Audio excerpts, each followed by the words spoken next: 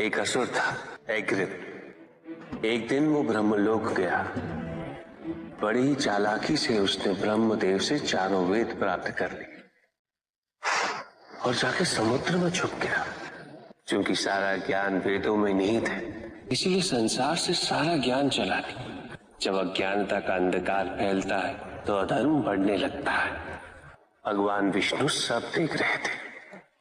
उन्हें ज्ञात था कि शीघ्र पृथ्वी लोक पर प्रलय आने वाला है।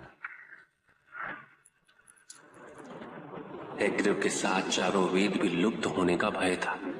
ब्रह्मदेव सृजन करता है। वेदों के अभाव में पुनर्जन्म की प्रक्रिया को पुनर्स्थापित करना अत्यंत कठिन, इसीलिए एग्रिप से उन वेदों को पुनः प्राप्त करना अनिवार्य था। भगवान विष्णु ने एक मत्स्य रूप धारण किया। वो एक मछली बने और नदी में अवतरित हुए। राजा सत्यव्रत स्नान कर रहे थे। एक छोटी सी मछली उनके हाथ में आ गई। इतनी छोटी मछली?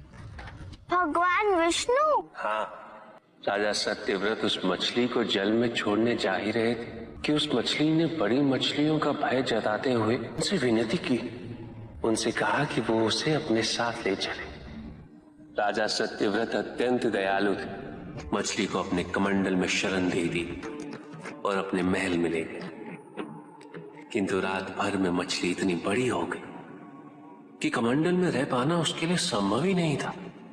और उसका बड़ा आकार देखने के पश्चात राजा सत्यव्रत ने उसे कमंडल में से निकालकर एक मटके में डाल दिया। मटके में डालने के पश्चात उसका आकार पुनः बड़ा हो गया। तो राजा सत्यव्रत ने उसे मटके में से निकालकर एक सरोवर में रख दिया। किंतु उस एक ही रात में सरोवर में रखने के पश्चात भी उसका आकार इतना बड़ा हो गया कि उसे नदी में रखना पड़ा। किंतु नदी में रखने के पश्चात भी उसका आकार पुनः बढ़ा और इतना बड़ा हो गया कि यदि उसे महासागर में नहीं रखा जाता तो उसकी मृत्यु निश्चित थी। राजा सत्यव्रत उसे महासागर की ओर ले गए। क्योंकि राजा सत्यव्रत तपस्वी थे, ज्ञानी थे, उन्हें आभास हुआ कि ये कोई साधारण मछली नहीं, ये स्वयं साक्षात भगवान विष्णु ही है। भगवान विष्णु राजा सत्यव्रत की उदारता से अत्यंत प्रसन्न थे। इसीलिए उन्होंने राजा सत्यव्रत को मत्स्य रूप धारण करने का कारण बताया। साथ ही उन्होंने सत्यव्रत से कहा, आज से 7वें दिन प्रलय आएगा, समस्त पृथ्वी जल में समा जाएगी।